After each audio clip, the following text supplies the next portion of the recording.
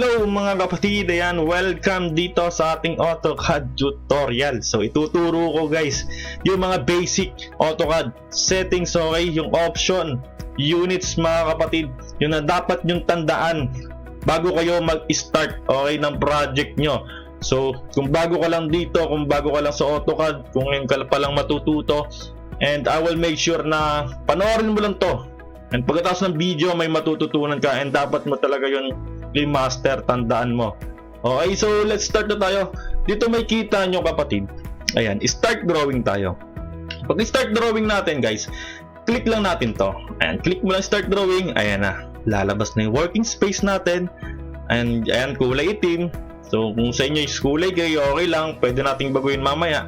So ituturo ko rin. So dito may kita natin dito mga kapatid, eto guys, etong ano na to, etong buka-buka na ito yung mga ribbon. So makikita nyo dito is yung tabs, okay, ito yung mga tab, okay, na home. Then ito yung mga panels na which may ano, ribbon command. So ito yung mga command natin guys. So pwede natin i-type yan mamaya. So ituturo ko rin. Then ito tandaan nyo guys yung mga command mamaya is tandaan nyo, okay, kahit halimbawa kada type natin pwede nyo isulat. So ganun tayo para na-memorize na natin yung mga command. So para hindi na tayo magki-click na magki-click. So start na tayo sa papakilala. Ituturo ko lang yung mga features muna mga kapatid para hindi kayo masyado malito. So dito guys, dito sa upper right, okay, merong application menu button. So click nyo lang to, then lalabas na yan, new, open, save, save as. Okay, save mo lang yung project mo. Pagka save mo dyan, so import, export, so save mo lang dyan kapatid. So ayan na guys. So importante din guys,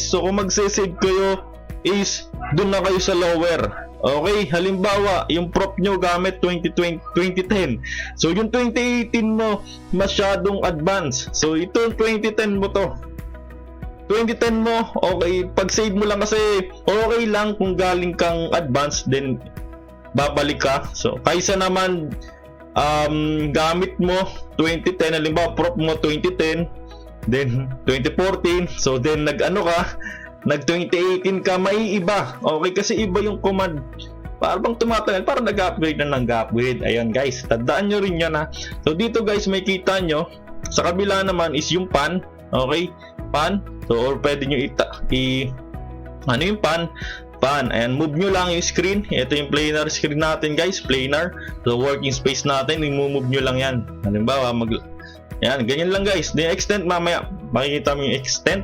So dito guys, dito sa baba, ito, type a command. So ito yung sinasabi natin command line. So click nyo lang to, then maglagay ka lang, type ka lang dyan, line or L lang, lalabas na yung line, L. Or dito guys is stay mo lang yung mouse mo, wala kang gagawin, wag e-enter, wag ka mag-e-enter, i-type mo lang L. Ayun na yun guys, L. So ayun na guys, tandaan nyo lang yung mga ano natin. Ito is introduction pa lang tayo, mamaya bubuo na tayo ng objects.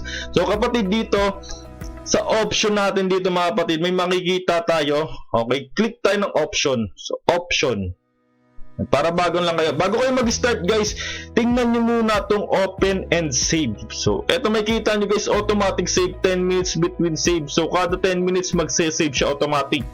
Kailangan i-check nyo to guys, i-check nyo kasi importante, lalo na kung may ginagawa kang project tapos biglang nag-crash yung laptop mo or biglang nag-brown out, hindi pala naka-charge, I mean sira yung battery ng laptop mo. Meron ganun kasi guys, di ba, pag nag-brown out, mamamatay yung laptop, di ba, kasi walang battery. So guys, eto, or computer, mamamatay bigla yung computer, hindi masasave yung gawa mo. So eto guys, is i-click mo lang to, so apply mo lang, apply yan, apply, okay na. Dito tayo sa display guys, kung masyadong nadidiliman kayo, okay, kung gusto nyo puti, pink, so color lang kayo, uniform background. Ayan yung uniform background guys. So white natin mga kapatid, so apply, ayan ang white. So wag kang gagamit ng white kung meron kang iba-ibang color, gaya ng green, color sa object, halimbawa pinapagawa floor plan, ayan ang green, pink, kasi masyado siyang light, hindi mo masyado makikita. So punta ka dito ulit sa color, okay, balik mo ulit, Sa block. Okay, mas maganda guys, block. Para makitang-kita mismo yung object mo. Then apply mo lang. Then okay, pinakita ko lang yan guys ha.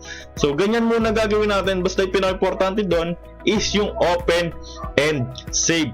So mga kapatid, so dito may kita nyo layout mga kapatid. Halimbawa may gawa ka na. Okay, dito. Mamaya tuturo ko. Okay, or sa next part tuturo natin kung paano mag-layout. Okay, kung paano mag-layout ng project. Kung yung ginawa nyo, ituturo ko paano mag-export sa A4 size, A3 size. Ayan guys. So guys, pinapakita ko lang, introduction po lang to. So sa next natin, umpisa na tayo dito sa draw, modify, ayan, modify, yan, annotation. So mga kapatid, dito is papakita ko lang is yung mag-line muna tayo, L tayo, papakita ko yung selection and this select. So lagay lang tayo ng line. May kita nyo mga kapatid.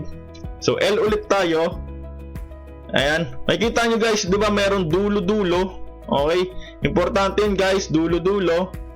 So may nakikita ko yung track, nagtatrack siya. Ibig sabihin yan guys is O-snap mga kapatid. Yung O-snap yan guys ay importante yan ha.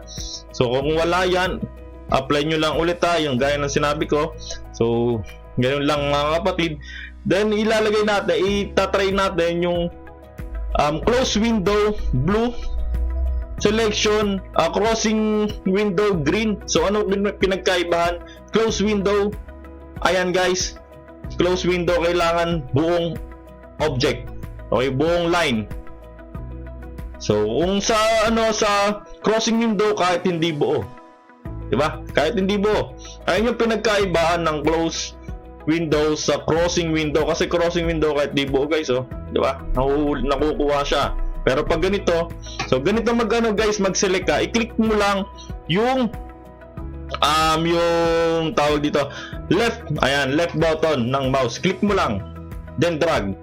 Huwag mong didiinan kasi pag diniinan mo, laso lalabas diyan ganito. Para ka nagdo-drawing. So, click mo lang isa, then drag mo lang yung mouse, or click mo lang yung isa from right to left. Ganyan lang guys. So, ayun yung pinag-iban. Then, gusto mo mag-pan ng simple lang. So, hindi ka na mag-click dito. Hindi ka na magta-type ng pan. So, hindi ka na magta-type. So, click mo lang yung mouse wheel mo, madiin. Lalabas na yung kamay. O, di ba? Pag kinilik mo yung mouse wheel mo ng madiin, lalabas na yung kamay guys. Ayan. So, yung extend guys dito guys, extend. So, zoom natin. Or click nyo lang tong extend, mag-extend na yan. Diba? So, nag-extend na siya. Halimbawa guys, ba't po hindi nag-extend yung in-extend mo? Hindi nag-extend kasi guys, halimbawa, nag-zoom ka, zoom in, zoom out, hindi mo makuha yung tamang pwesto. Yung pag-zoom mo guys is, i-ano mo lang to, halimbawa dito mag-zoom, ganun, itutok mo lang yung cursor mo, tutok mo lang crosshair, ayan, tutok mo lang. So, halimbawa, hindi tumatama, ayan nag-zoom in ka, zoom out ka, hindi tumatama. Gagawin mo, extend mo lang.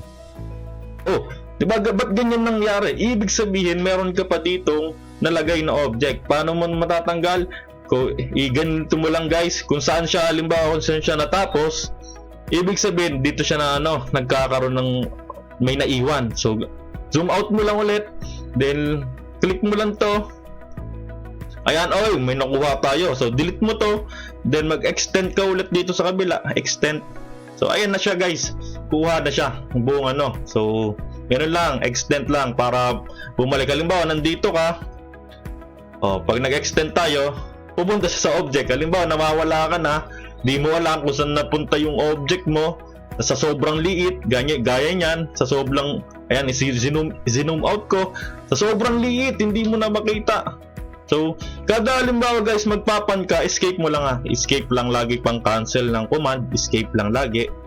So, ayan na guys, hindi mo nakita yung object mo dahil sobrang liit. Naka mm ka pala, pero naka inches yung units mo. Extend mo lang siya. Yun, lalapit na siya guys. So, ito ba guys, yung isa pa is yung units, paano mag-set ng units. So, type mo lang units. Ayan, units guys, ayan, lalabas na drawing units. Yan, makikita nyo inches. Okay, halimbawa, sinabi ng prop mo, gawa kayo centimeters. Okay, para pag nag-layout ka, automatic centimeter na mismo sa halimbawa 12 inches. Halimbawa, naka-inches ka sa ano. So, malalaman mo sa bond paper kasi pag nagpiprint ka, di ba, halimbawa 12 by 8.5 inches. So, malalaman mo na kagad kung kakasya sa bond paper. So, ganun guys, ganun yung importante sa units guys. Kasi halimbawa 1:100, okay, naka 1:100 yung centimeter pala, oh, di ba ganun? So 1 meter equals to 100 centimeter. Ganun guys, importante itong halimbawa mag-i-inches ka, then precision mo lang, then decimal ka or architectural. So architectural yung may inches, may foot, di ba? Halimbawa 12 inches, 1 foot, di ba? Mga ganun. So architectural yan. So dito tayo sa pang beginner lang. So saka na yung architectural. So dito lang tayo sa decimal lang mismo. So ayun na guys, type nyo lang units, makikita nyo na yan. So ayun guys, tinuro ko units, options, then OSNAP, importante guys. Then ito, ituturo ko to sa next part natin mga kapatid. Tinuro ko lang yung para hindi lang kayo malito guys, tinuro ko lang yung mga dapat nyong tandaan. So sa next part natin mga kapatid, magdo-drawing na tayo. So thank you and see you next part, and God bless you all.